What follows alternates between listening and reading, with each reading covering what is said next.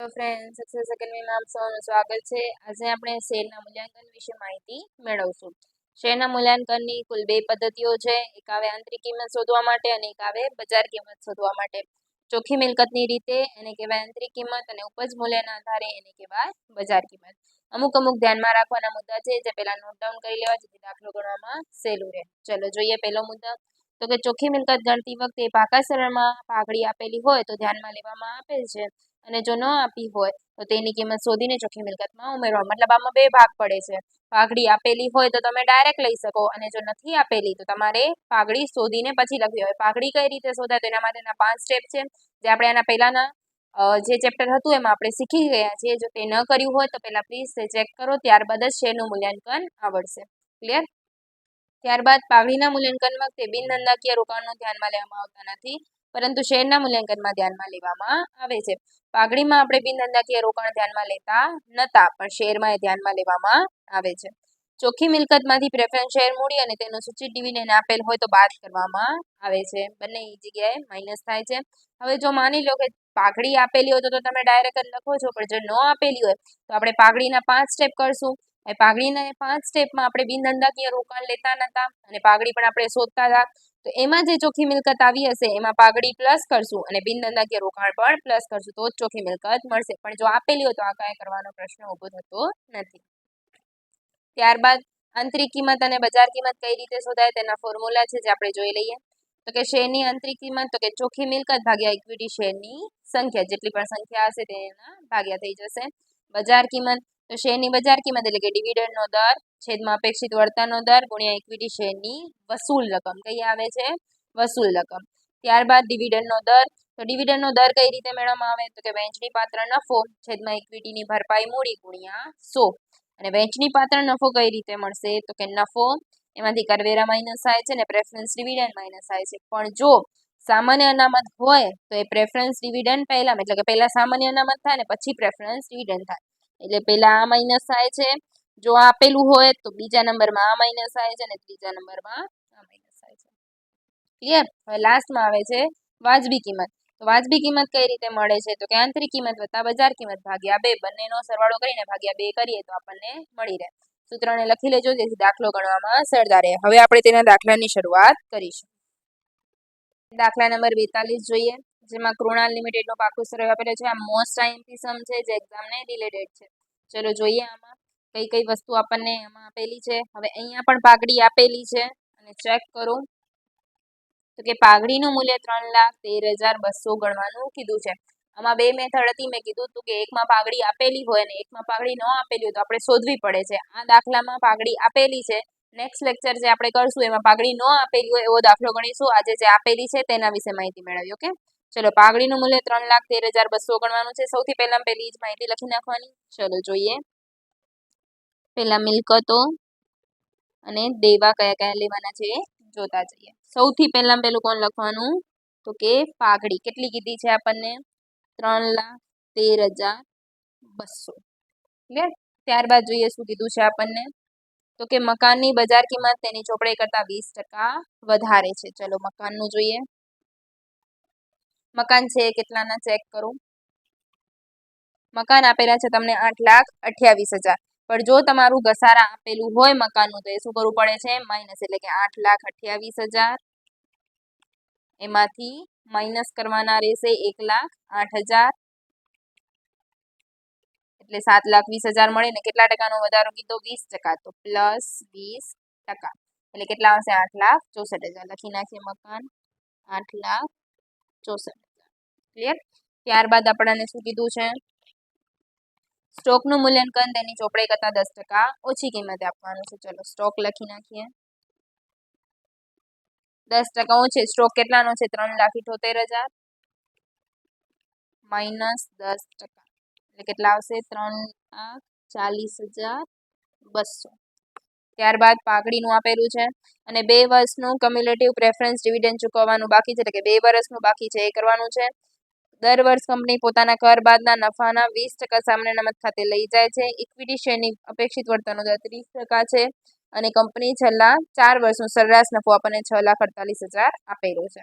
વાજબી કિંમત આપણે મેળવવાની છે। ચલો પહેલા કઈ કઈ મિલકતો બાકી રહે છે લખી નાખીએ આપણે।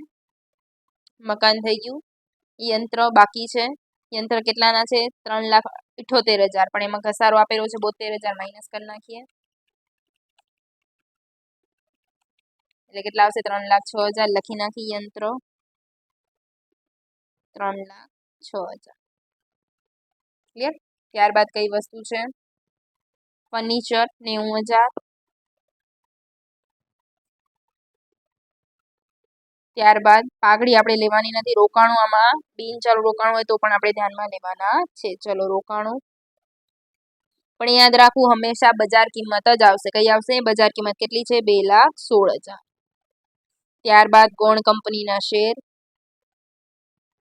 કેટલાના છે? 1,08,000. ક્લિયર?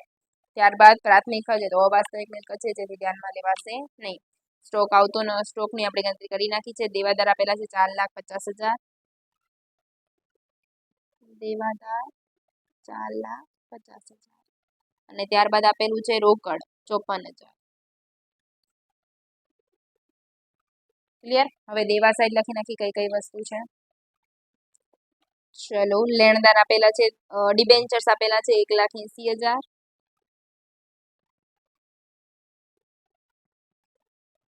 ત્યારબાદ લેણદાર 3,24,000. ત્યારબાદ દેવી હુંડી 1,26,000. ત્યારબાદ ચૂકવવાના બાકી ખર્ચા 18,000. ક્લિયર? એના સિવાય કોઈ આવતું નથી. ચલો હવે આપણે સરવાળા કરી નાખીએ. 3,13,200 પ્લસ 8,64,000 પ્લસ 3,40,200 3,06,000 90,000 2,16,000 1,08,000 4,50,000 અને 56,000. કેટલા આવે છે? 27,41,400. ફરીથી આપણે એક વખત ચેક કરી નાખીએ.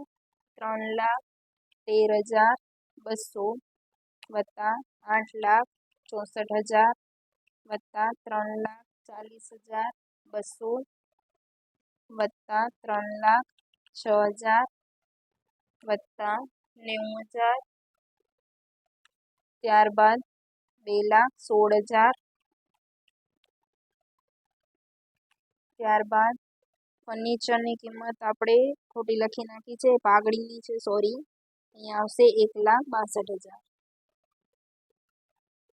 ફર્નિચર 1,00,000 કેટલા છે? 62,000 છે.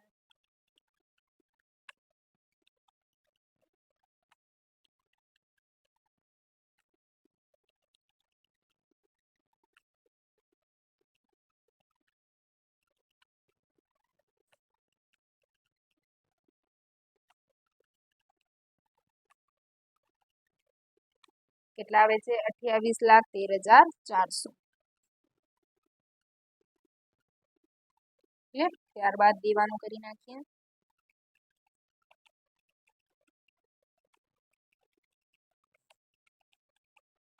કેટલા આવે છે? 6,48,000.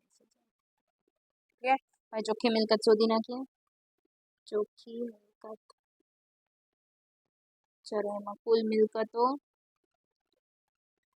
માઇનસ કુલ દેવા માઇનસ પ્રેફરન્સ શેર મૂડી માઇનસ પ્રેફરન્સ ડિવિડન્ડ. ચલો મિલકતો કેટલી આવે છે આપણા પાસે? તો કે 28,13,400 માઇનસ દેવા કેટલા છે? 6,48,000 માઇનસ પ્રેફરન્સ શેર મૂડી કેટલાની છે આપણા પાસે? 3,60,000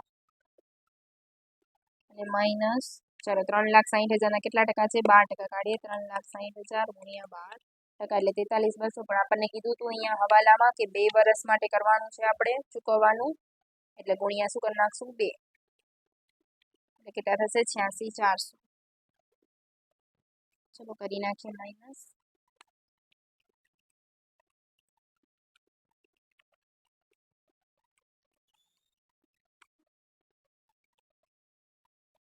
એટલે કેટલા આવશે? 17,19,000. આ તમારી મળી ગઈ ચોખ્ખી મિલકત. ક્લિયર? હવે આપણે શું શોધવાનું છે? આંતરિક કિંમત. આંતરિક કિંમત. આંતરિક કિંમતનું સૂત્ર શું છે? તો કે ચોખ્ખી મિલકત ભાગ્યા ઇક્વિટી શેરની સંખ્યા. ચલો, ચોખ્ખી મિલકત તો આપણને મળી ગઈ, તે 17,19,000 ભાગ્યા ઇક્વિટી શેરની સંખ્યા. ચલો, ઇક્વિટી શેર કેટલાના છે ચેક કરીએ. 9 લાખના છે અને 10 રૂપિયાનો એક છે, એટલે શેર કેટલા મળે? 90,000. કેમ કે 9 લાખનો છે અને 10 રૂપિયાનો એક છે, ભાગ્યા 90,000 એટલે કેટલા આવશે? 19.1. એટલે કે 10 રૂપિયા, 19.10 રૂપિયા. ક્લિયર? હવે ત્યારબાદ બીજી કિંમત કઈ આવે છે આપણી? બજાર કિંમત. બજાર કિંમતનું સૂત્ર શું છે? તો કે ડિવિડન્ડનો દર છેદમાં અપેક્ષિત દર ગુણ્યા શું આવે છે અહીંયા? 100 કે વસૂલ રકમ? તો કે વસૂલ રકમ. કોની? ઇક્વિટી. ક્લિયર? હવે ડિવિડન્ડનો દર તો આપણે શોધવો પડશે. ચલો શોધીએ. ડિવિડન્ડ દર તો કે શું થાય? વહેંચણી પાત્ર નફો છેદમાં શું આવે છે? ઇક્વિટીની ભરપાઈ મૂડી ગુણ્યા 100. વહેંચણી પાત્ર નફો પણ નથી, એટલે એ પણ આપણે શોધવો પડશે. ચલો એ પણ શોધી નાખીએ આપણે. વહેંચણી પાત્ર નફો. ક્લિયર? તો નફો કેટલો આપેલો છે જોઈએ આપણે. આપણને કીધેલું છે તો કેટલું આપેલું છે? 6,48,000 માઇનસ કરવેરા કરીએ, કેમ કે કરવેરા પહેલાનો છે. 6,48,000 ના 50%. 50% કીધું છે 3,24,000 માઇનસ કરીએ એટલે 3,24,000 માઇનસ સામાન્ય અનામતમાં લઈ ગયા છે. સામાન્ય અનામત કેટલા ટકા લઈ ગયા? 20%. તો આના જ 20% નીકળશે ગુણ્યા 20%, એટલે 64,800 માઇનસ કરી નાખીએ એટલે મળી જશે આપણને. એમાંથી માઇનસ કરશું આપણે પ્રેફરન્સ ડિવિડન્ડ. હવે ઓમાં 2 વર્ષ નહોતું, પણ આમાં તો કેટલા? 1 જ વર્ષનું લાગશે. 1 જ વર્ષનું એટલે 3,60,000 ગુણ્યા 12%, એટલે કેટલા આવશે? 43,200 માઇનસ કરી નાખીએ એટલે કેટલા આવશે? 2,16,000. આ લખી નાખીએ અહીંયા વહેંચણી પાત્ર નફામાં 2,16,000. ઇક્વિટીની ભરપાઈ મૂડી કેટલી હતી ટોટલ? 9 લાખ ગુણ્યા 100 એટલે કેટલા આવશે? 24. હવે એ લખી નાખશું આપણે આમાં, તો કે 24 ભાગ્યા અપેક્ષિત વર્તનનો દર કેટલો આપેલો છે આપણને? 12. અને વસૂલ રકમ એટલે કે એક શેરની કિંમત કેટલી છે? 10 રૂપિયા. 24 ગુણ્યા 10 ભાગ્યા 12 એટલે કેટલા આવશે? 20 રૂપિયા. બજાર કિંમત કેટલી મળે છે? 20 રૂપિયા. આપણને વાજબી કિંમત શોધી કીધી છે, તો લખી નાખીએ વાજબી કિંમત. તો શું થાય? તો કે આંતરિક કિંમત પ્લસ બજાર કિંમત ભાગ્યા 2.